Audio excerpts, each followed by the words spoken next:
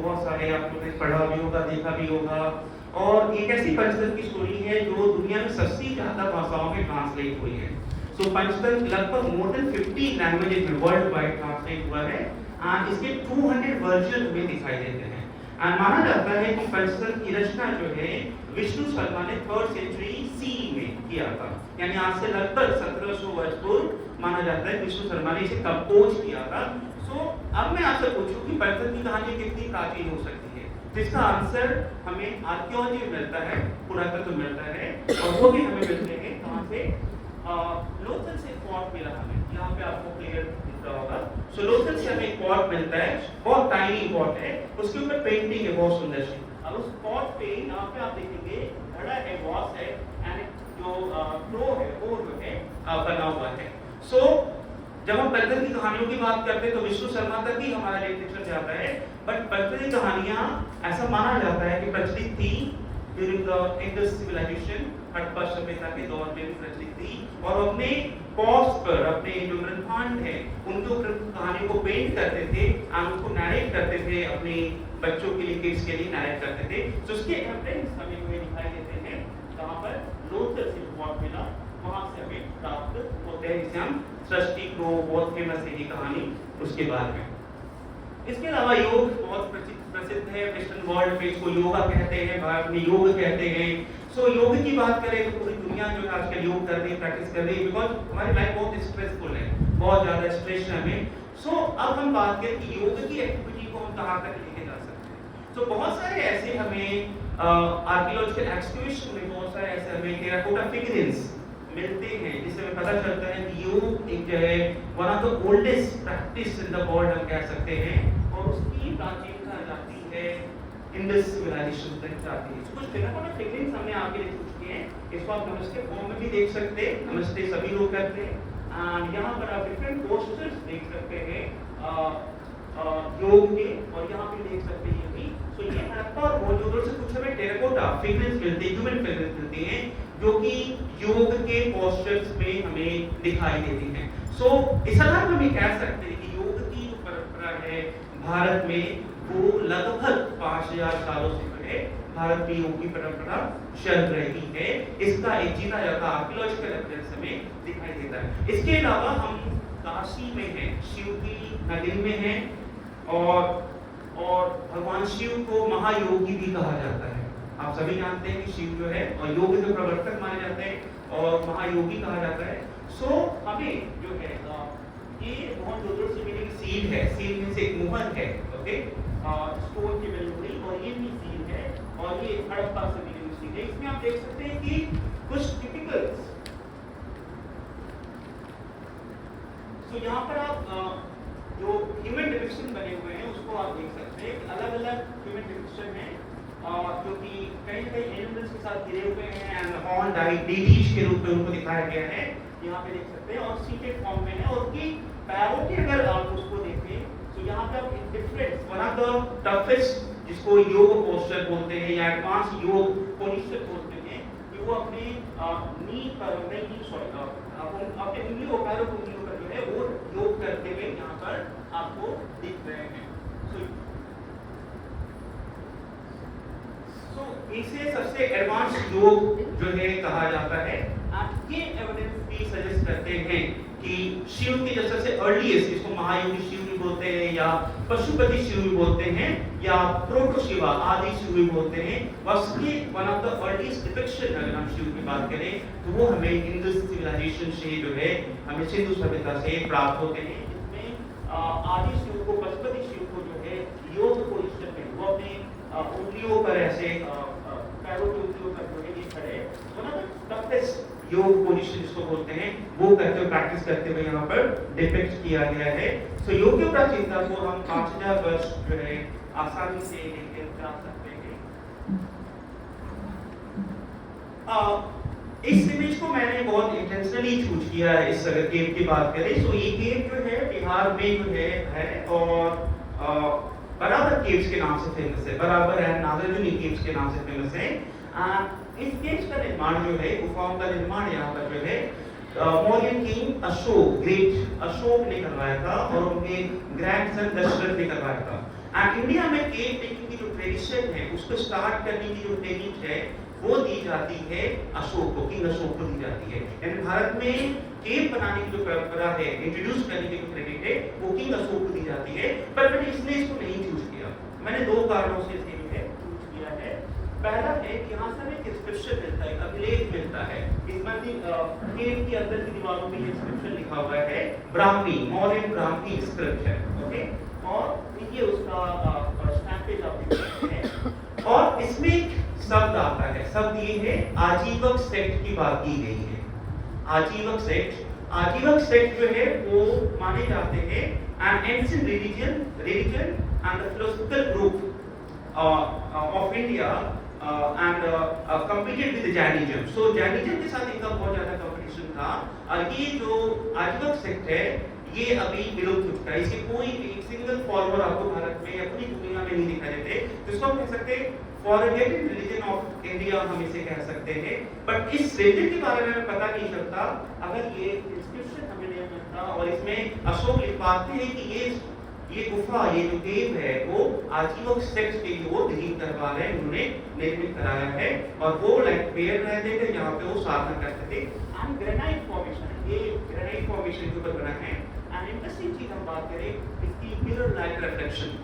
सो ये इतना इंटरेस्टिंग है, जब आप वहाँ जाएंगे तो आप अपने आप खुद को देख सकते हैं। यहाँ पे बुद्धिस्ट मॉन्क है एंड यहाँ पे आप देख सकते हैं इस प्रकार से उसकी पूरी रिफ्लेक्शन जो है यहाँ पर आपको दिखाई देगी। सो अपने पॉलिश के लिए इनर जो उसका वॉल है वो मिरर लाइट रिफ्लेक्शन आपको वहाँ पे दिखाई देगा। कैसे किया होगा ये अपने आप में अजूबा है। आज से 2300 साल पहले इस प्रकार के केव्स एंड इस प्रकार के पॉलिश वो ग्रेनाइट स्टोन के ऊपर कर रहे थे, ये अपने आप में अजूबा है। एक और चीज है, ग्रेनाइट बनाने के लिए आपको हार्डेस्ट मेटल चाहिए, यानी बिकॉज सबसे हार्डेस्ट रॉक माना जाता है।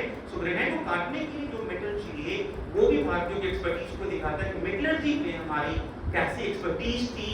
एंड मेटलर्जी जो है मॉडर्न पीरियड जो है metallurgy one of the demanding commodity of export item. सबसे ज्यादा एक्सपोर्ट जो है स्टील, इंडियन स्टील जो है एक्सपोर्ट किए जा रहे थे West Bengal and West Asia and northern Africa को वो किए जा रहे थे। ये सांची स्तूप है, आप जानते हैं सांची स्तूप जो है सबसे भारत के इम्पोर्टेंट स्तूपों में से एक जो है माना जाता है। बट इंटरेस्टिंग बात ये है कि भगवान बुद्ध कभी गंगा प्लेन से बाहर नहीं गए, इसे limited Ganga plain. So eastern UP and Bihar, इसके अलावा कहीं भारत के अन्य हिस्सों में कभी नहीं गए। पर बौद्ध धर्म पूरी दुनिया में फैला, जैसे एशिया में फैला, ये अभी नहीं रहता है। एंड भारत में भी वो ईस्टर्न यूपी एंड बिहार में ही रहे, उसके अलावा वो नहीं गए। बट उनके कुछ सालों के बाद ही जो है उनके जितने भी बौद्ध धर्म दूसरे राज्यों में फैलता है, दूसरे रीजन में फैलता है। एंड अशोक के काल में जो है अशोक विदिशा, ये बेसिकली एरिया जो है विदिशा में है, विदिशा मालवा रीजन एमपी में, सेंट्रल इंडिया में। And Vidisha one of the important province था ड्यूरिंग द मौर्यन पीरियड। और उस समय अशोक यहाँ के गवर्नर थे, राज्यपाल थे। एंड उन्होंने एक व्यापारी की पुत्री देवी से जो है विवाह किया था। So he was a royal prince, और वो विवाह करने एक आम लड़की से विवाह करते हैं जो कि बुद्धिस्ट फॉलोअर थी। तो कहते हैं ना कि कलिंग के युद्ध के बाद जो है अशोक का हृदय परिवर्तन ऐसा नहीं हुआ, वो बहुत पहले उसकी नींव पड़ गई थी जब उन्होंने देवी से विवाह किया था। और देवी जो है बुद्धिस्ट फॉलोअर थी। एंड देवी के कहने पर सम्राट अशोक ने यहाँ पर स्तूपों का निर्माण करवाया था। और वो स्तूप जो थे वो simply stupa like baked bricks के वो थे। Then after that Shunga period में थोड़ा सा उसमें रेस्टोरेशन होते हैं एंड उसका एनलार्जमेंट होता है। एंड ये जो आप देख रहे हैं सांची फेमस है फॉर तोरण द्वार। सांची में 4 ऐसे तोरण द्वार मिलते हैं। सांची स्तूप नंबर 1 में 4 तोरण द्वार मिलते हैं जिनमें बहुत खूबसूरत कार्विंग है, ब्यूटीफुल कार्विंग ऑन स्टोन और सैंडस्टोन है। अभी कार्विंग क्यों फेमस है? बिकॉज इसके लिए सातवाहनों ने इसको लाइक सातवाहन जो रूलर थे, जो कि टेक्सटाइल के रूलर थे, आंध्र प्रदेश का महाराष्ट्र में बेसिकली रूल कर रहे थे, उनका शासन मालवा में भी था, मध्य प्रदेश में भी था। सो उन्होंने यहाँ पर आइवरी कार्वर को अपॉइंट किया था स्टोन। तो स्टोन के ऊपर कार्विंग करने के लिए वो आइवरी वर्कर जो कार्वर है, हस्ती तंत्रकार जो है, उनको अपॉइंट करते हैं। और उन्हें बहुत खूबसूरत जो है यहाँ पर जो है कार्विंग की टू ऑफ द लोअर द्वार, और यहाँ पे आप देख सकते हैं। और यहाँ पे इंटरेस्टिंग चीज है कि बुद्ध का डिपिक्शन जो है कभी सांची में ह्यूमन फॉर्म में नहीं किया गया। During the 2nd century BC, 1st century BC, Buddha का डिपिक्शन ओनली सिंबॉलिक फॉर्म में हमें दिखाई देता है। और स्पेशली किसकी डिपिक्शन है, हमें बुद्ध के लाइफ इवेंट, उनकी जीवन के प्रमुख घटनाओं के डिपिक्शन दिखाई देते हैं, उनके प्रीवियस बर्थ्स जिसको जहाँ तक टेल्स बोलते हैं उसके डिपिक्शन दिखाई देते हैं, एंड जो हिस्टोरिकल सीन्स हैं, हिस्टोरिकल इवेंट्स हैं, उनके डिपिक्शन जो है हमें दिखाई देते हैं। ओके, सो यहाँ पे आप देख सकते हैं कि ये जो है, ये मैंने इमेज जानबूझ के चूज की बिकॉज़ हम काशी में हैं, वाराणसी में हैं, सारनाथ बहुत पास है हमारे यहाँ से। तो ये जो बेसिकली इमेज है, ये धर्मचक्र प्रवर्तन यानी सारनाथ में जब उन्होंने आके फर्स्ट सर्मन दिया था, ये उसको डिनोट करता है। ये जो है it's a symbolic form of his first sermon at Sarnath. Okay, तो ये उसको डिनोट करता है। एंड यहाँ पे आप डिवोटीज को देख सकते हैं, यहाँ पर जो है ये बोधि ट्री है। बोधि ट्री क्या डिनोट करता है, बोधि ट्री डिनोट करता है उनके लाइक एनलाइटमेंट को, जो कि उनको बोध ज्ञान मिला था, उनको बोधि की प्राप्ति हुई थी, वो उसको डिनोट करता है। और यहाँ पे मैंने एक जातक पेश किया है, इसका नाम है महाकवि जातक। तो बहुत खूबसूरत तरीके से पूरी स्टोरी को आप देखेंगे ना, एक छोटे से पैनल में ड्रॉ कर दिया है। अब ये कैसे पता चलता है कि ये महाकवि जातक है या सुशील जातक है या छदंत जातक है, विसंतर जातक है, ये हमें कैसे पता चलता है? तो ये हमें पता चलता है, वहाँ पर बहुत सारे इंस्क्रिप्शन मिलते हैं हमें, बहुत सारे वहाँ पे ब्राह्मी लिपि में इंस्क्रिप्शन मिलते हैं। तो इंस्क्रिप्शन के माध्यम से पता चलता है कि ये महाकवि जातक कॉन्टेक्स्ट भी है। कॉन्टेक्स्ट क्या है? कि ग्रेट कवि है जो कि अपनी प्रजा यानी जो कवि हैं उनको बचाने के लिए वो सैक्रिफाइस करते हैं। यहाँ पे आप एप्स को देख सकते हैं कि वो चढ़ रहे हैं ब्रिज की तरफ, एक रिवर है यहाँ पर, इसमें आप फिशिंग वगैरह देख सकते हैं। एंड आर्मी इधर के आके अटैक करने आती है जंगल पे, उनको बचाने के लिए वो अपने आप को सैक्रिफाइस करके ब्रिज बना देते हैं और वो सारी उनकी प्रजा इधर से उधर चली जाती है, यहाँ पे यहाँ से इस एरिया में चली जाती है और अपने आप को सैक्रिफाइस करते हैं। सो बुद्ध को ज्यादातर स्टोरीज में, टेल्स में मुख्य रूप से जो है इस रूप में दिखाया गया है कि वो ह्यूमन फॉर्म में, बर्ड्स फॉर्म में, एनिमल्स फॉर्म में दिखाते हैं, और कहीं ना कहीं वो मॉरल स्टोरीज को बता रहे होते हैं कि किस प्रकार से जो है मॉरल वैल्यू, इथिकल वैल्यूज कितने इंपॉर्टेंट होते हैं, उसका one of the important evidence के रूप में हम देख सकते हैं। अगला जो अभी आप लोग हो के आए हैं अजंता से, तो इस aerial view of Ajanta caves, total 30 गुफाएं आपको मिलती हैं। एंड महाराष्ट्र की गुफाओं के बारे में एक बात मैं बोलूंगा कि मैंने बराबर केव्स की बात की जिसके नाम था लोमस ऋषि गुफा, लोमस ऋषि केव। उसी परंपरा को हम यहाँ पर, वो अशोक के द्वारा बनवाया गया बराबर में बिहार में, वही परंपरा हमें महाराष्ट्र में दिखाई देती है, वही जो परंपरा आती है केव्स डिगिंग की। बट इंडियन जो रॉक कट केव्स है को 100% इंडियन आर्किटेक्चर कहा जाता है।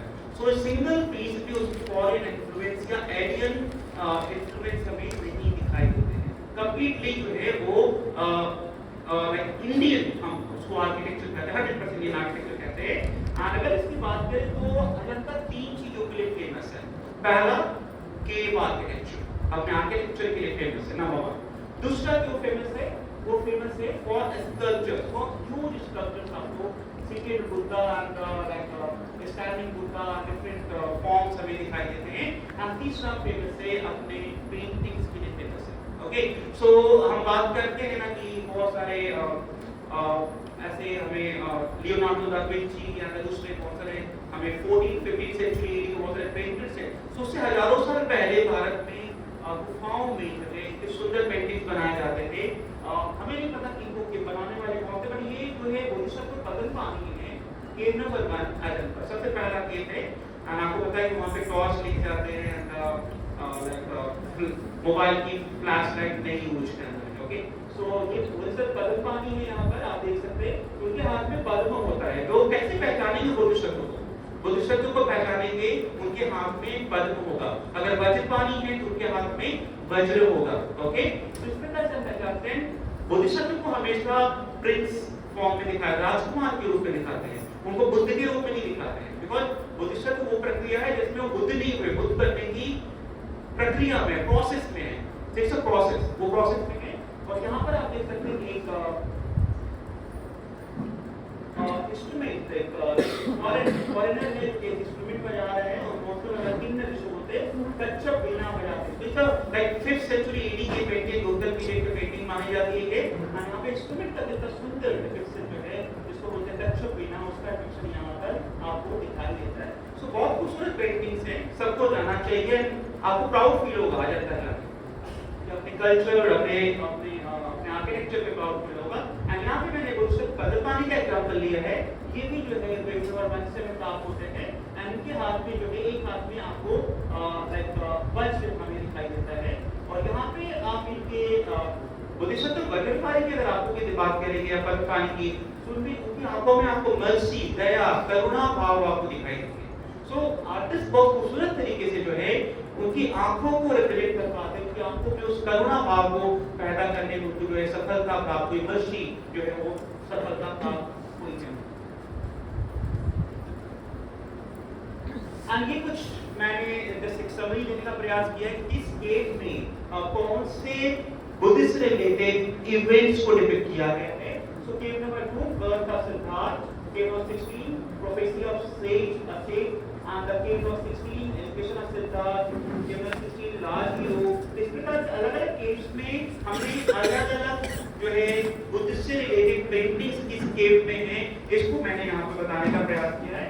एंड इसके अलावा जातक टेल्स के भी डिपिक्शन हमें प्राप्त होते हैं जनता में, बहुत सारे जातकों के डिपिक्शन है बहुत खूबसूरत एंड पूरे अभी बात आप जान सकते हैं कि अगर मान लिया जनता केव है तो सीलिंग पे भी आपको पेंटिंग मिलेंगे, वॉल पे भी पेंटिंग मिलेंगे एंड द पिलर पे भी पेंटिंग्स मिलेंगे।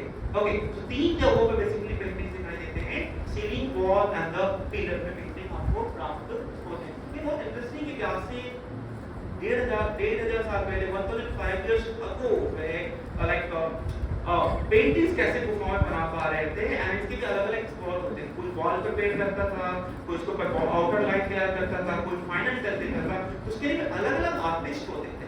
एक आर्टिस्ट कभी पेंटिंग नहीं बनाता था, एक ही पेंटिंग को बनाने के लिए अलग-अलग उनके अपने स्किल पेंटर्स होते थे। यहाँ पर मैंने एक एग्जांपल लिया है केव नंबर 1 महाजनक जातक सिविली ट्राई टू अट्रैक्ट महाजनक। तो यहाँ पर जो है सिविली जो है ये जनक को जो है अट्रैक्ट करती हुई उनको सेड्यूस करते जैसे डिपिक्ट किया गया है। इसके अलावा कुछ और भी लाइक एक पेंटिंग एग्जांपल है एंड सभी के सभी जो कलर्स यूज किए गए हैं नेचुरल कलर्स का प्रयोग किया गया है। नंबर 1 स्टोन्स का यूज करते थे, अगर ब्लू कलर चाहिए तो लैवेंडर लेदर जो कि अफगानिस्तान में मिलता है उसको लेके आते थे, उससे ब्लू कलर तैयार करते थे। ओके, व्हाइट में लाइन का प्रयोग करते थे, रेड के लिए जो है वो लाइक हेमेटाइट स्टोन जो होता है उसका प्रयोग करते हैं। तो प्योरली जो है नेचुरल इंग्रेडिएंट का जो है प्रयोग किया जाता था पेंटिंग्स के लिए। एंड जनरली जो इंडियंस है भारतीयों को लाइक ऐसे ब्राउन कलर में बेसिकली डिपिक्ट किया गया है। मैं आपको कुछ फॉरेनर्स के पेंटिंग दिखाना चाहूंगा जो शायद वहां पे मिस हो गए हो या फेड आउट हो गए हैं। सो इसके अलावा केव नंबर 2 में डिफरेंट हमें वो दिखाई देते हैं एंड यहाँ पर वेसेंतर जातक के डिपिक्शन आप देख सकते हैं, वेसेंतर जातक है। एंड इसके अलावा जो है हंस जातक के डिपिक्शन आपको यहाँ पे हंस को देख सकते हैं, सो यहाँ पे दिखाई दे रहे हैं। एंड ये जो है द स्टोरी ऑफ शदर जातक केव नंबर 17 एंड यहाँ पर जो एक मैं कह रहा था फॉरेनर्स की बात कर रहा था, बहुत सारे ऐसे पेंटिंग्स हमें मिलते हैं जिनमें फॉरेनर्स का डिपिक्शन किया गया है और ये उनकी लाइक जो ड्रेसिंग सेंस है एंड क्राउन है एंड उसकी फेशियल एक्सप्रेशन उसके आधार पर डिसाइड कर सकते हैं। सो इससे एक चीज पता चलती है कि ये जो पेंटिंग्स है सिर्फ भारतीयों ने नहीं बनाए हैं, ये पेंटिंग बनाने वाले भी बाहर से कुछ आए हुए जिनको उनके बारे में जानकारी थी। सो बाहर से आए हुए कुछ पेंटर्स भी जिसमें तहसीला से शायद आए होंगे वो पेंटर्स भी यहाँ दिखाई देते हैं। इसके अलावा जो है एक ससानी रूलर का भी यहाँ पर दिखाई देता है, उनके ड्रेस को ब्लू कलर से एंड उनके अलग टोपी को देख सकते हैं, अलग अलग चीजें दिखाई देती है। सो इस प्रकार की ये लाइक ये भी जो है सेंट्रल एशियन जो लाइक कम्युनिटी है ग्रुप से उनके डिपिक्शन दिखाई देते हैं। एंड इसके अलावा सेंट्रल एशियन सर्वेंट का डिपिक्शन जो अलग प्रकार से बहुत लिया हुआ है, इतनी माइन्यूट ऑब्जर्वेशन सिर्फ एक इंडियन आर्टिस्ट नहीं कर सकता। सो ये माना जाता है कि बहुत सारे फॉरेनर्स भी आए थे यहाँ पेंटिंग करने के लिए, उनको बुलाया गया था। एंड एक और इंटरेस्टिंग चीज है कि अजंता की जो गुफाएं हैं वो उनको रॉयल पैट्रोनज नहीं मिला।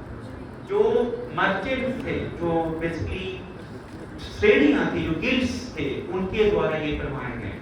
तो अजंता की गुफाएं जो है, ज्यादातर गुफाओं का निर्माण जो प्राइवेट जो मर्चेंट्स होते थे, जो व्यापारी होते थे, उनकी जो ऑर्गेनाइजेशन होते थे, श्रेणी या गिल्ड्स कहते हैं, उनके द्वारा जो है बनवाए गए थे।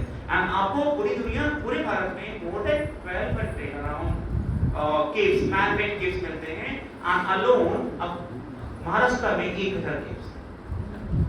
सो महाराष्ट्र सिर्फ आज ही इकोनॉमिक कैपिटल ऑफ इंडिया नहीं था, महाराष्ट्र आज से 1000 साल पहले, 2000 साल पहले भी एक फेमस ट्रेड सेंटर था, बिकॉज वेस्टर्न वर्ल्ड के साथ व्यापार करने का एक इंपॉर्टेंट प्लेस था, जहाँ पे हम वेस्टर्न कोर्स से हम वेस्टर्न वर्ल्ड के साथ व्यापार करते थे। एंड फॉरेन ट्रेड में जो बेनिफिट होता था, उसका एक हिस्सा जो है, जो मर्चेंट्स ग्रुप होते थे, वो यूज करते थे अपने इस प्रकार के केव्स डिगिंग में जो है वो यूज करते थे।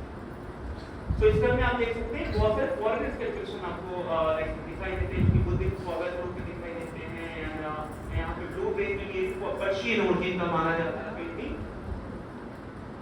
यहाँ पे उसी के क्रम में बात करूंगा। आप लोगों ने एक टॉपिक में पढ़ाते हैं अपने विद्यार्थियों को, Indo Roman trade, Bharat Rome के बीच व्यापार, 2nd century BC to 3rd century CE। Okay, so उसी क्रम में जो केव है, बेसिकली नासिक में ये केव है, और इस केव में हमें एक डिस्क्रिप्शन मिलता है, काफी स्क्रिप्ट है, यहाँ पे लिखा हुआ है, एंड ये लंबी स्क्रिप्ट है। एंड कहते हैं the vendors gift of the facade of the दरबार hall by the यवन चंद्र। सो यवन जो बेसिकली वर्ड है, संस्कृत लिटरेचर में दो लोगों का यूज हुआ है, Greeks and the Romans. Okay, so Bharat में सिर्फ इंडियन लोग ही नहीं वो कर रहे थे, बौद्ध धर्म के मानने वाले थे, जो foreigners Greeks and the Romans आते थे ट्रेड के लिए during the 2nd century BC to 3rd century 500 years तक इंडिया रोम में क्लोज ट्रेड रिलेशन दिखाई देते हैं। उसका एक एग्जांपल हमें दिखाई देता है, यहाँ पे जो है ये डिस्क्रिप्शन मिलता है कि ये जो फसाड है, ये गिफ्ट किया गया, बनवाया गया भाई यमन से, ग्रीक्स या रोमन्स ने जो है इसको बनवाया था।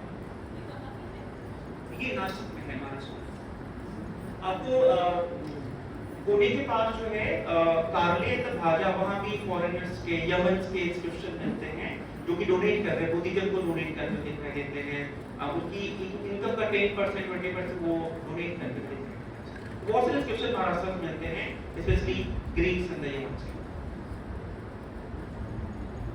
एक एग्जांपल मैंने लिया है, क्योंकि स्टोरी टेलिंग की बात कर रहे थे, तो आप लोग this मंडप है Mahabalipuram, built by Pallava rulers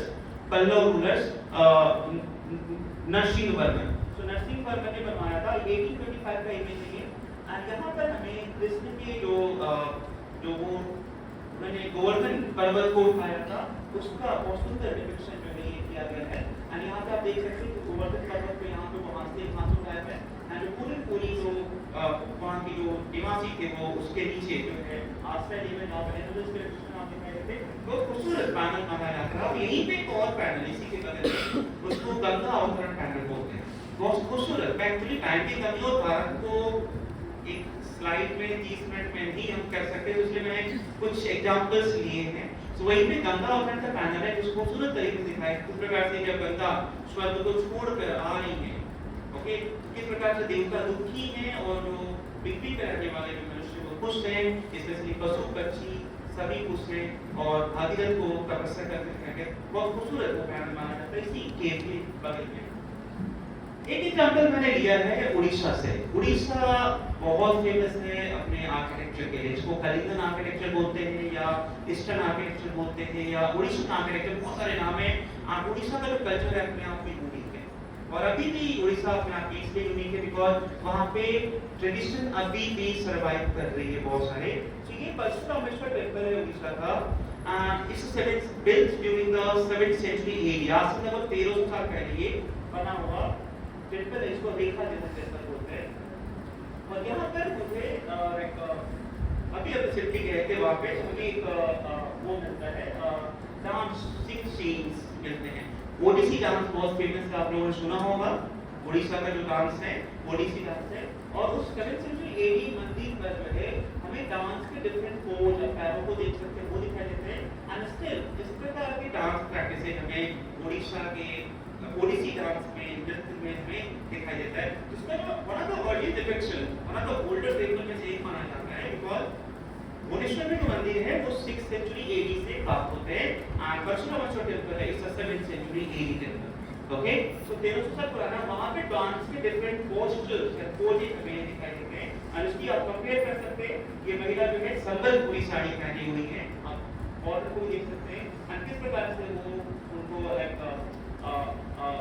प्रेम था ना एंड वैष्णव पर, तो इस प्रकार के पोजेज आपको जो है यहाँ पर दिखाई देते हैं। सो ओडिसी डांस हम एटलीस्ट अगर परशुरामेश्वर टेम्पल को ही माने तो लगभग 1300 साल पुराने एक डांस ट्रेडिशन के रूप में हमें दिखाई देता है। सो यहाँ पर आप क्लोजर व्यू देख सकते हैं उस डांस में। कोणार्क सन टेम्पल, कोणार्क बहुत पूरी दुनिया में फेमस है, ब्लैक पगोडा भी कहते हैं। बहुत सारे ऐसे फॉरेन अकाउंट में मिलते हैं, इसमें इस मंदिर के बारे में बहुत कुछ कहा गया है। और इसमें सूर्य की परिकल्पना, इस मंदिर की परिकल्पना रथ में रूप में है। So architecture point of view से है, किसी भी मंदिर नहीं है, सूर्य का पूरा एक रथ जो है मंदिर की फॉर्म में, इस फिलोसॉफिकल थॉट को उसको जो है एक टेम्पल आर्किटेक्चर के रूप में जो है यहाँ पर बनाने का, रिप्लिकेट करने का प्रयास किया गया है। एंड ये जो है लायन है एंड वो एलिफेंट को सेपरेट करता हुआ दिखाई दे रहा है। सो लायन है and it's a common feature. Orissa जब आप जाओगे ना तो उड़ीसा में आपको लायन जो है एलिफेंट को सेपरेट करता हुआ दिखाई देगा। एलिफेंट क्या सिंबलाइज करता है? एलिफेंट सिंबलाइज करता है like wealth and the lion symbolise करता है पावर। सो पावर हमेशा वेल्थ को सप्रेस कर सकता है अगर आपके पास पावर हो तो। So it's like philosophical thoughts को जो एक हिसाब से वो रिप्रेजेंट करते हैं। ओके, और एंड ये जो है पीछे जब उसके आप जो देख रहे हैं, इसका डॉक्यूमेंटल डांसिंग का वीडियो, खूबसूरत डांस के डिपिक्शंस एंड इंस्ट्रूमेंट्स के डिपिक्शन। अगर आपको डांस में इंटरेस्ट है, एंशिएंट इंडियन डांस में इंस्ट्रूमेंट का अगर अध्ययन करना चाहते हैं आप, तो आपको उड़ीसा जरूर जाना चाहिए, कोणार्क जरूर जाना चाहिए। और उसके माध्यम से यहाँ पे पैनल्स बने, प्लेटफॉर्म एंड द पिलर्स हैं, उसमें बहुत सारे खूबसूरत डांस के लाइक पोजेज एंड पोस्टर्स आपको दिखाई देंगे and female musicians, female dancers के डिपिक्शन दिखाई देते हैं। इतने फाइन कार्विंग आपको नहीं मिलेंगे। सो अगर आपको भारतीय कल्चर से प्यार नहीं भी होगा तो यहाँ जाकर आपको प्यार हो जाएगा। ओके, सो इस प्रकार की चीजें दिखाई देती है। एंड ये वाला क्लोजर व्यू मैंने अभी आपको इसलिए बताया बिकॉज हम बहुत बार सिंगापुर का भी नाम सुनते हैं एंड श्रीलंका को हम शिलोन कहते हैं, सिंगल आइलैंड भी कहते हैं। सो बहुत स्ट्रॉन्ग कनेक्शन है उड़ीसा का श्रीलंका के साथ, उड़ीसा का साउथ एशियन वर्ल्ड के साथ एक स्ट्रॉन्ग कल्चरल कनेक्शन हमें दिखाई देता है। एंड सो उड़ीसा वालों को सिंह से बहुत प्यार था, उनके आर्ट में लायन बहुत दिख रही थी। ओके, सो उड़ीसा में दो, श्रीलंका की बात करें, श्रीलंका में दो प्रकार के बेसिकली ग्रुप्स जो है रहते हैं। एक है सिंगलीज कहलाते हैं एंड दूसरे तमिलियन कहलाते हैं। एंड आपको पता है कि मॉडर्न डे उनका जो पॉलिटिकल कॉन्फ्लिक्ट्स है वो वही है, सिंगलीज एंड तमिल के बीच कल्चरल जो है आइडेंटिटी को लेके कॉन्फ्लिक्ट हुआ। उसमें आपने पता हो एंटिटी एंड सिविल वॉर भी हुए, ये पता है। सो जब हम श्रीलंका के इतिहास को पढ़ते हैं तो हम देखते हैं कि जो सिंगलीज हैं वो अपनी एंसेस्ट्री की बात करें तो कहते हैं कि हम सिंगलीज उड़ीसा से हैं। ओके, सिंगलीज जो है उड़ीसा के जो श्रीलंका के जो सिंगलीज हैं वो अपनी जो लेगेसी जो है वो कहते हैं उड़ीसा से अपने आप को कनेक्ट करते हैं। और ये सही बात भी है, बहुत सारे ऐसे लिटरेरी एविडेंसेस हमें दिखाई देते हैं जिसमें पता चलता है कि जो है उड़ीसा से बहुत सारे लोग जो है श्रीलंका गए थे और वहाँ पे उन्होंने सेटलमेंट एस्टैब्लिश किए थे। तो वन ऑफ द ओल्डर जो कम्युनिटी है श्रीलंका की वो सिंगली है, जो they came from actually belongs to the Odia, actually Odia लोग थे। और इसके अलावा जो हम तमिलियन देखते हो, जो तमिलनाडु से जो लोग गए वो तमिल लोग वहाँ पे रहते हैं। सही तो हो गया कि उड़ीसा की कल्चर का प्रभाव हमें श्रीलंका में दिखाई देता है और इसीलिए जो है वो सिंह जो हमें दिखाई दे रहा है यहाँ पर, वो उसका प्रभाव हमें श्रीलंका के रहने वाले जो उड़िया लोग थे वो अपने को सिंगल कहते हैं, सिंगल आइलैंड भी कहा जाता है। इसके अलावा सिंगापुर नाम सुना होगा आपने, बहुत फेमस है, अपनी बहुत बड़ा इकोनॉमिक सेंटर माना जाता है। ओके, सो सिंगापुर को भी कहते हैं द सिटी ऑफ लैंड, और ये नाम भी बेसिकली उड़ीसा से ही बेसिकली पढ़ा। बहुत से जो उड़िया ट्रेडर्स ने जो है वहाँ पर सेटलमेंट एस्टैब्लिश किए थे during early century. So okay, and historically जो है ये जो रीजन है जिसको बे ऑफ बंगाल कहते हैं, जिसको बंगाल की खाड़ी हम कहते हैं, वो उसका बहुत सारे ऐसे टेक्स्ट हमें दिखाई देते हैं जिसमें इसे कहा गया है कलिंग सागर कहा गया। सो इसका मतलब ये है कि जो उड़ीसा के जो लोग थे उनका इतना फ्रीक्वेंट ट्रेड था between the south east Asian जो लैंड है आइलैंड, उनके साथ इतना फ्रीक्वेंट कल्चरल कॉन्टेक्ट था कि वो बे ऑफ बंगाल नहीं रह गया, बंगाल की खाड़ी नहीं रह गया, वो कलिंग सागर हो गया। ओके, यानी उस सागर का नाम भी जो है हमें दिखाई देता है कलिंग के नाम पे, इतना स्ट्रॉन्ग इन्फ्लुएंस दिखाई देता है अर्ली सेंचुरी में दिखाई देता है। इस सागर को हम क्या कहते हैं, लिटरेचर में बहुत सारे रेफरेंस दिखाई देते हैं, इसे कलिंग सागर कहा गया है। ये उड़ीसा के कल्चर के इन्फ्लुएंस को जो है दिखाता है। एक और इंटरेस्टिंग चीज मैं आपको दिखाना चाहूंगा, वो बहुत सारे आपको ब्यूटीफुल कार्विंग मिलेगी, ब्यूटीफुल स्कल्पचर्स मिलेंगे कोणार्क के सन टेंपल में।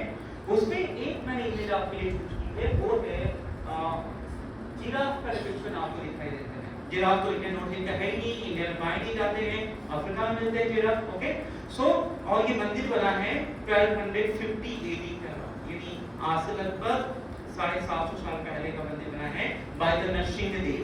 ओके, और so it's a strong evidence between the trade between the Odisha and the Africa. So Africa और ओडिशा के बीच इंडिया और लाइक अफ्रीका का जो ट्रेड था उसका one of the strong evidence रूप में दिखाई देता है। और वो जो जिराफ है यहाँ पे आप देख रहे हैं, वो ट्रेड के माध्यम से उड़ीसा आया था, बिकॉज बिना देखे तो कोई आर्टिस्ट ड्राइंग नहीं कर सकता ना। अगर आप अमेरिका में हैं और आपने कोई ऐसा भारतीय जानवर नहीं देखा है तो उसको पेंट नहीं कर सकते, ड्रॉ नहीं कर सकते। तो स्ट्रॉन्ग एविडेंस से इसका दिखाता है कि इंडिया अफ्रीका ओडिशा अफ्रीका के बीच ट्रेड चल रहा था, और ट्रेड के माध्यम से इतने बड़े बड़े जानवरों को लेके इंडिया तक आ पा रहे थे, इतने बड़े शिप्स बना पा रहे थे, इतने बड़े हैवी जानवरों को वो लेके आ सकता है। तो ये भी इंटरेस्टिंग था। व्हील्स जो है टोटल 24 व्हील्स जो है हमें यहाँ पर प्राप्त होते हैं। मैंने बताया दिन में 24 घंटे होते हैं, 24 आवर होते हैं। तो मैंने बताया कि मंदिर की जो परिकल्पना की गई वो सूर्य के रथ के रूप में नहीं, मंदिर में ये सूर्य का रथ है जिसको जो है 7 घोड़े खींच रहे हैं। ओके, और 7 घोड़े आपको यहाँ पे दिखाई देंगे, ऐसे घोड़े आपको बने हुए हैं और जो टूट चुके बहुत सारे, तो इस प्रकार से व्हील्स बने हैं।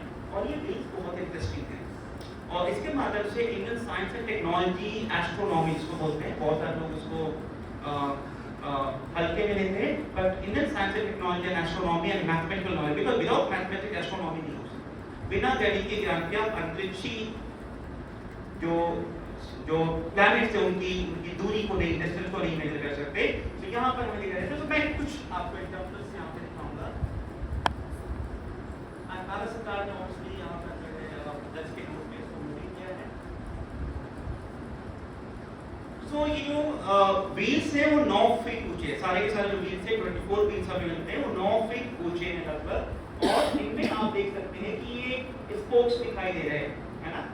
और टोटल जो बड़े स्पोक्स हैं वो आपके 1 2 3 4 5 6 7 8 8 स्पोक्स बड़े दिखाई दे रहे हैं। ओके, इसके अलावा जो है आपको छोटे स्पोक्स भी दिखाई दे रहे हैं, कितने हैं 1 2 3 4 5 6 7 8। ओके, सो और ये जो ऊपर वाला स्पोक है उस पर एम को रिप्रेजेंट करता है, नीचे वाला रात्रि के 12 बजे को रिप्रेजेंट करता है। एंड अगर हम बात करें सो the distance between the big one spokes, जो बड़े spokes हैं उनके बीच की जो टाइम है वो 3 आवर है, वो 3 घंटे को रिप्रेजेंट करते हैं। 8 into 3 24 hour. Okay, so 8 into 3 24 hour को रिप्रेजेंट करते हैं। And the distance between the big spoke and the small spoke जो है वो है 1.5 आवर, 1.5 घंटे। ओके, सो ये दिखाई देता है। एंड यहाँ पर आप देखेंगे बहुत सारे आपको डॉट्स दिखाई देंगे, यहाँ पे क्लियर नहीं हो रहा है, तो यहाँ पे बहुत सारे आपको डॉट्स ऐसे दिखाई देते हैं। एंड ये जो डॉट्स हैं वो टोटल होते हैं 30 डॉट्स होते हैं। And 30 into 3 90 minutes, 90 minutes equal to. Okay, so आप अभी तो आजकल तो जब आप टूर जाएंगे वहाँ पे आपको अच्छा टूर गाइड मिलेगा, आप तो रहते नहीं रहते बट फैंसी हो गई है। तो जब हाथ रखते हैं आप, सो जब हम रखते हैं तो हमें टाइम का एक्यूरेटली पता चल जाता है, आपके हाथ की शैडो बनती है और अपने स्मार्ट वॉच में जब आप देखेंगे वो आपको दिखाई देगा। सो यहाँ पे आप जा चुके हैं, one of the like Kailash temple of Ellora, one of the oldest हम कह सकते हैं कि biggest monolithic temple in India. And ये जो है एक ऐसा एग्जांपल है जिसमें जनरली हम कोई मॉन्यूमेंट बनाते हैं तो फ्रॉम बॉटम टू टॉप बनाते हैं, ठीक है, बट ये एक इकलौता मॉन्यूमेंट में दिखाई देता है जो कि टॉप टू बॉटम लिमिट किया गया है एंड मोनोलिथिक रॉक के ऊपर बनाया गया है। ये भी इंडियन इंजीनियरिंग को जो है ये तरीके से करता है। इनर व्यू है टेम्पल का एंड ये टॉप पोर्शन लाइक एक टेम्पल है जिसका नाम है विरूपाक्ष टेम्पल, बिल्ट बाय लोक महादेवी, सी वॉज चालुक्यन क्वीन, उन्होंने बनाया था। वहां पर जो है इस मंदिर में बहुत सारे नैरेटिव, बहुत सारे जो इंडियन माइथोलॉजी है, रामायण है, महाभारत है, समुद्र मंथन है, उनके डिस्क्रिप्शन जो है हमें पंचतंत्र की बहुत सारी स्टोरी जो है हमें दिखाई देती है, वो सभी जो है हमें दिखाई देते हैं। और ये जो है रामायण पैनल के नाम से जो है फेमस है, बहुत सारे हमें पैनल ऐसे दिखाई देते हैं। ये एग्जांपल है तंजौर का बृहदीश्वर टेम्पल ऑफ तंजौर। सो पूरा जो मंदिर है ग्रेनाइट के ऊपर बना हुआ है, ग्रेनाइट के ऊपर बनाया गया है। और ये फेमस है टेम्पल अपने ह्यूज टावर के लिए, जो शिखर है जिसे विमान कहते हैं साउथ इंडिया में, उसके लिए बेसिकली फेमस है। एंड आप जैसे इमेजिन कीजिए 1000 AD मतलब 10th सेंचुरी सी में मंदिर बना था और लगभग 190 फीट ऊंचा इसका जो शिखर है, ये शिखर 190 फीट ऊंचा है। ओके, इसके दूसरे डायमेंशन की मैं बात करूंगा। इसके ऊपर तो आपको ये स्तूपी दिखाई दे रही है, इट्स अ मोनोलिथिक और ये 80,000 किलो का है, 80,000 kg का ये पिलर है और 190 फीट ऊपर उसको कैसे पहुंचाया होगा आप इससे इमेजिन कर सकते हैं। सो इसके लिए उन्होंने 6 किलोमीटर लंबा रैंप बनाया था और उस रैंप के माध्यम से लगभग रैंप को बनाने और शुरू करने में लगभग 6 साल लगे थे और उसके हाथों की सहायता से इस मोनोलिथिक स्तूपी को वहां पर जो है इंस्टॉल किया गया था, जो कि उनकी इंजीनियरिंग और आर्किटेक्चर को जो है रिप्रेजेंट करता है। इसके अलावा चोल जो रूलर थे, जो कि तमिलनाडु में इसके रूल कर रहे थे, तो यहाँ पे आप चोलों का एरिया देख सकते हैं और इसका प्रभाव बेसिकली साउथ ईस्ट एशिया के ऊपर था। तो ये ग्लोबी डायनेस्टी दिखाई देती है जो कि साउथ ईस्ट एशिया को उन्होंने इन्वेट किया था और इनकी नावल आर्मी बहुत स्ट्रॉन्ग मानी जाती थी। और इनका जो ट्रेड होता था वो चीन के साथ क्लोज ट्रेड रिलेशन था, चोलों का चीन के साथ। सो मैं कैसा आपको पहला दिखाने जा रहा हूँ, it's a northern part of विमाना।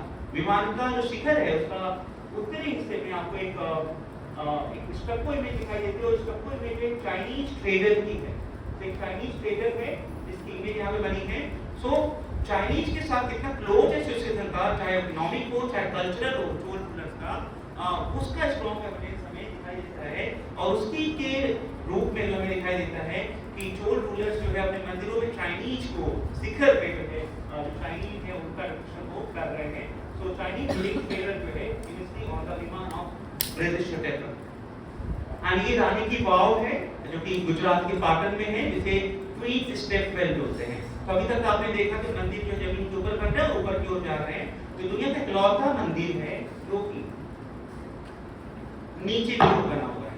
Okay, so inverted temple का इकलौता एग्जांपल जो है ये माना जाता है। तो मंदिर जो है नीचे की ओर जो है शिखर जो है जमीन के नीचे बनाया गया है। एंड ये स्टेप्स वेल है, यानी कि वाटर मैनेजमेंट के लिए बनाया गया था। तो वाटर मैनेजमेंट छोटा सा पॉन्ड में बना सकते हैं, वाटर रिजर्व बना सकते हैं। तो हर चीज को भारत में बहुत खूबसूरत तरीके से इंट्रिकेसी के साथ बिल्कुल कार्विंग के साथ बनाते थे।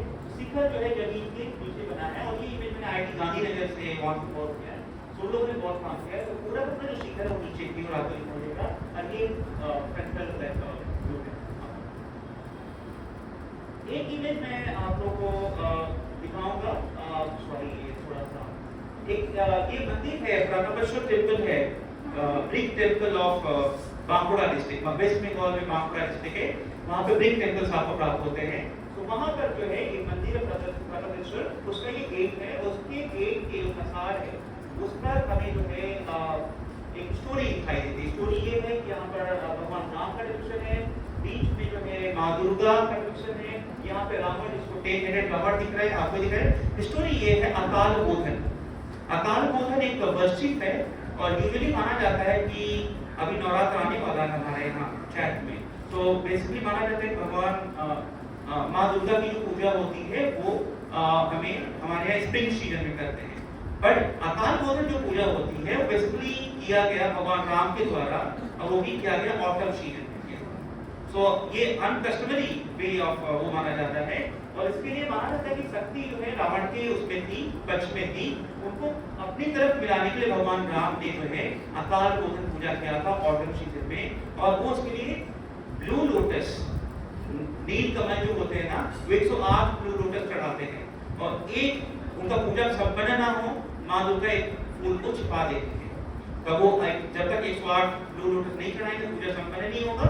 तो उसके लिए फिर उनकी माँ जो है भगवान राम की माँ उनको बोलती तुम्हारे जो आईज है, आँख है, वो कमल में है, तो अपनी आँख जो है निकाल कर चढ़ाने जाते, तो भगवान माँ दुर्गा खुश होती हैं और उनकी तरफ फिर वो भगवान राम को सपोर्ट करते हैं, उनकी मदद से वो शक्ति की मदद से वो रावण को हरा पाते। तो उसको बहुत खूबसूरत रिप्रेजेंट दिखाई देता है। और यहाँ पर म्यूजिशियंस है एंड यहाँ पर वाराणसी का ये इमेज मैं आपको दिखाना चाह रहा हूँ। ये 19th सेंचुरी एडी का बना हुआ टेंट है, डिजिटल का, और यहाँ पे इसका अटायर आप देखोगे यूजुअली कहाँ इस प्रकार का सीन चल रहा है, ये फॉरेनर जैसा आगे है। एक ब्रिटिश ईस्ट इंडिया कंपनी का एक अधिकारी है, सैनिक है, और उसका पिक्चर आर्टिस्ट ने किया है। तो किस प्रकार से हमारे कस्टम के साथ जो मॉडर्न जो चीजें आ जाती हैं वो दिखाई देता है। 19th सेंचुरी ब्रिटिश अटायर में जो है ये एक आपको दिखाई देगा, इसमें ये एक यूनिक चीज दिखाई देती है। तो किस प्रकार आर्ट जो है कैसे प्रभावित होती है मॉडर्न चीजों से, सोसाइटल चीजों से, उसका एग्जाम्पल के रूप में यहाँ पर दिखाने का प्रयास किया। तो ये तो आप जानते हैं दिल्ली आयरन पिलर, या जिसको बहुत फेमस है 4th सेंचुरी एडी में बनाया गया था बाय द किंग गुप्त रूलर चंद्रगुप्त, जो कि फेमस है रस्टिस वंडर के नाम से जो है फेमस है। सो दिल्ली आयरन पिलर, एंड ये 1600 सालों से ऐसे ही खड़ा है, जिसको जंग नहीं लगती, रस्ट नहीं लगते, दिस दैट्स व्हाई इसको बोलते हैं रस्टिस वंडर भी जो है इसे कहा जाता है। और यहाँ पे डिस्क्रिप्शन मिलता है, इसे एस्टैब्लिश हुआ इट्स अ गुप्त पीरियड पिलर। एंड एक चीज मैं आपको बताऊंगा, 18th सेंचुरी एडी तक ये जो पिलर था one of the biggest iron pillar माना जाता था टिल 18th सेंचुरी एडी। 18वीं सदी तक इससे बड़ा दुनिया में कोई पिलर नहीं था, ये वेल डॉक्यूमेंटेड है। आप 12 सुब्रमण्य की बुक पढ़ सकते हैं, वहां भी इसके बारे में उन्होंने लिखा है।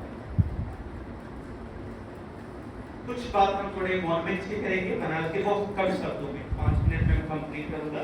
सो काशी आपको बताइए, सारनाथ है ये, हमें स्तूप आपको बताए। तो सारनाथ में 3 फेमस स्तूप हैं। वो पहला है धर्मराज का, जो कि डिस्ट्रॉय कर दिया गया था 1772-73, एंड ये है एंड एक है चौखंडी स्तूप है, हमें प्राप्त होता है। यही से हमें जो हमारा नेशनल एम्ब्लेम है, राष्ट्रीय प्रतीक चिन्ह है, वो हमें यही सारनाथ से मिला, और जो कि सारनाथ के आर्ट को जो है रिप्रेजेंट करता है कि सारनाथ किसके बाद का मौर्य पीरियड जो है सारनाथ जो बोलते हैं, सारनाथ एक फेमस आर्ट सेंटर के रूप में दिखाई देता है, and famous for the polish के लिए, ठीक है। तो इसकी पॉलिश बहुत ही शानदार है, बहुत ही शाइनिंग है, और ये मौर्य पीरियड का है, और इसको जो है भारत का राष्ट्रीय प्रतीक चिन्ह में बनाया गया, और अभी सारनाथ म्यूजियम में ही रखा हुआ है। और ये पिलर है जहाँ पर इसको एस्टैब्लिश किया गया था और इंस्टॉल किया गया था, वहाँ पे वो इंस्क्रिप्शन उसको ऊपर मिलता है, जिसमें वो अपने बहुत सारे टीचिंग्स की बात को करते हैं।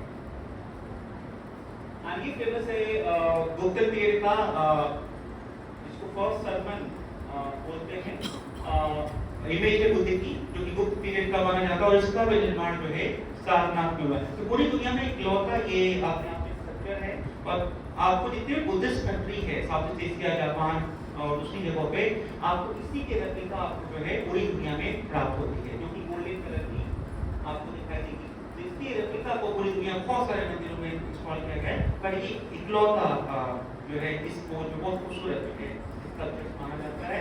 ये जो है काशी का बना तो ओल्डेस्ट सर्वाइविंग टेम्पल जिसको बोलते हैं, ये है 12th century AD Kalabhairaveshwara temple.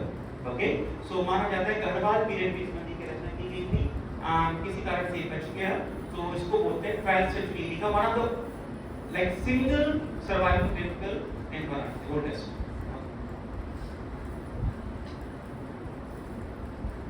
ये तो आप रास्ते में आए थे तो आपको दिखा था लाल खां टॉम, अभी आप रोड से आ रहे होंगे।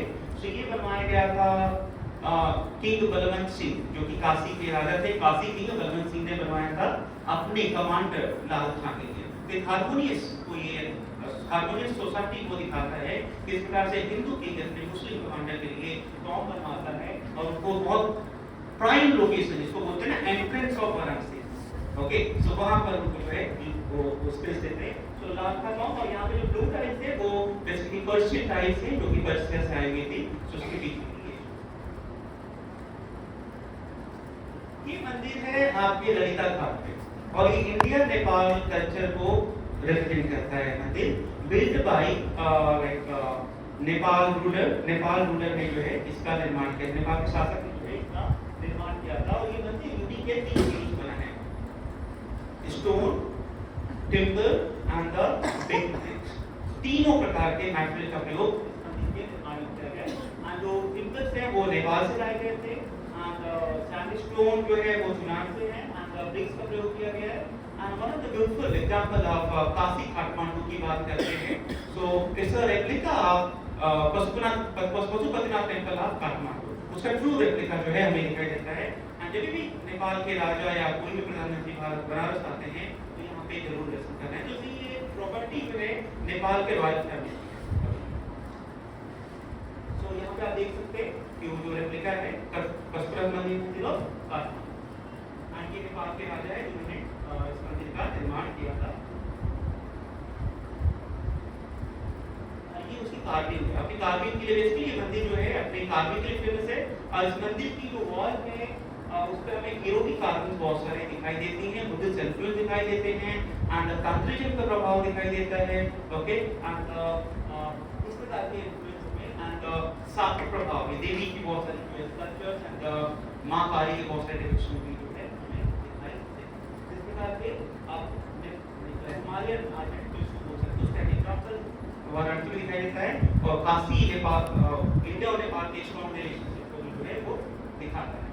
ये जो है मान मंदिर घाट बोलते हैं इसको, और यहाँ पर जो है हमें ऑब्जर्वेटरी मिलता है। राजा मान सिंह ने भारत में 5 ऑब्जर्वेटरी बनाए थे, जिसमें से एक काशी में है और 4 जो है अलग अलग जगहों पे है, जैसे कि दिल्ली में जंतर मंतर है, जयपुर में जंतर मंतर है, उज्जैन में जंतर मंतर है, एंड मथुरा में।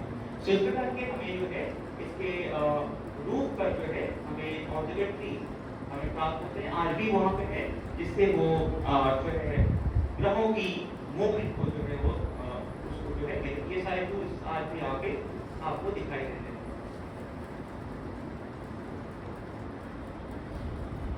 इससे बहुत सारे आपके फॉर्मूलेज हैं जिनके माध्यम से वो ये सारे,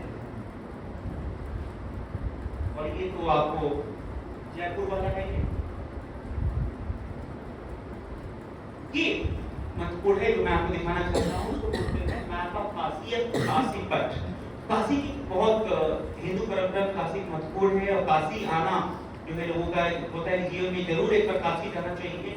कई बार लोग काशी नहीं आ पाते, तो उसका भी समाधान यहाँ पे दिखाई देता है कि लोग जो है काशी पट को खरीद के ले जाते हैं, और घर में जो बैठा हुआ बुजुर्ग है वो उसकी पूजा करके काशी यात्रा का लाभ ले सकता है, जिसको काशी पट कहते हैं, ओके।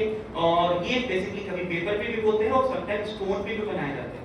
इस प्रकार के काशी पट हमें बहुत सारे लाभ होते हैं, और बहुत सारे जो पिलग्रिमेज में वो लेके अपने घरों में जाते हैं, जो बड़े बुजुर्ग हैं जो चल नहीं सकते, वो इसकी पूजा कर काशी यात्रा का लाभ प्राप्त करने के प्रयास करते हैं। तो इस प्रकार के पंचकोशी यात्रा बहुत सुना है, बस कंपाइल होने वाला है। सो पंचकोशी यात्रा बहुत सुना है आप लोगों ने कि पंचकोशी यात्रा बनारस में होती है, काशी में होती है, एंड ये लगभग जो है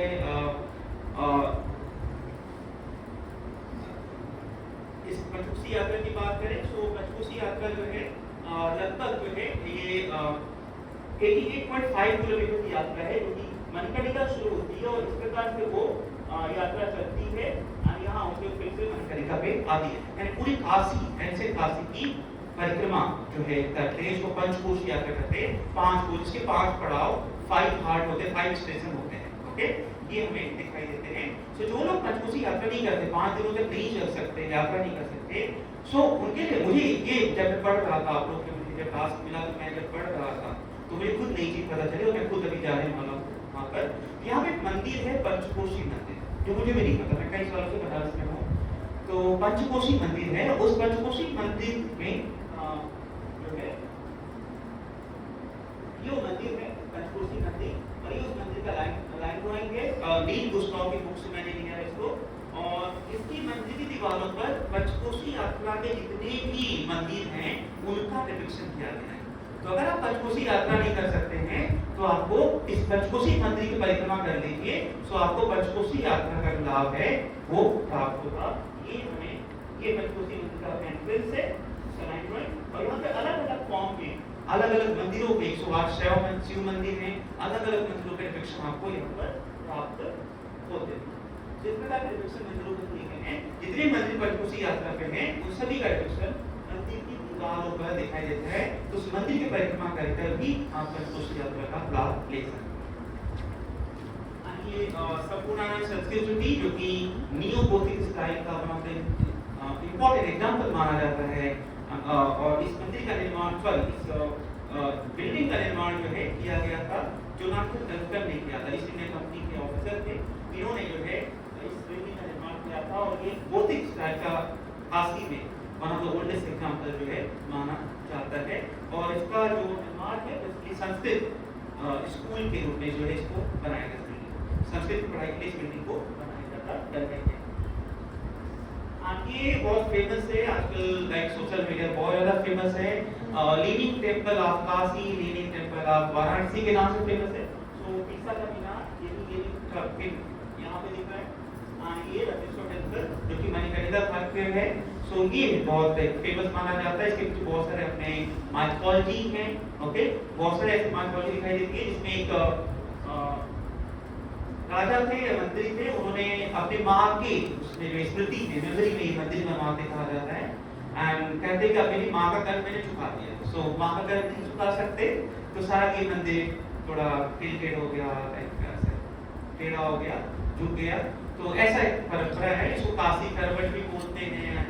बहुत सारी चीजें चलती हैं यहाँ पर इसका कारण जो समझ में आता है कि यहाँ पे स्टैम्पी लैंड है, सॉलिड लैंड नहीं है, दैट्स व्हाई जो है थोड़ा मंदिर झुक गया है। बट बहुत सारे अपनी माइथोलॉजी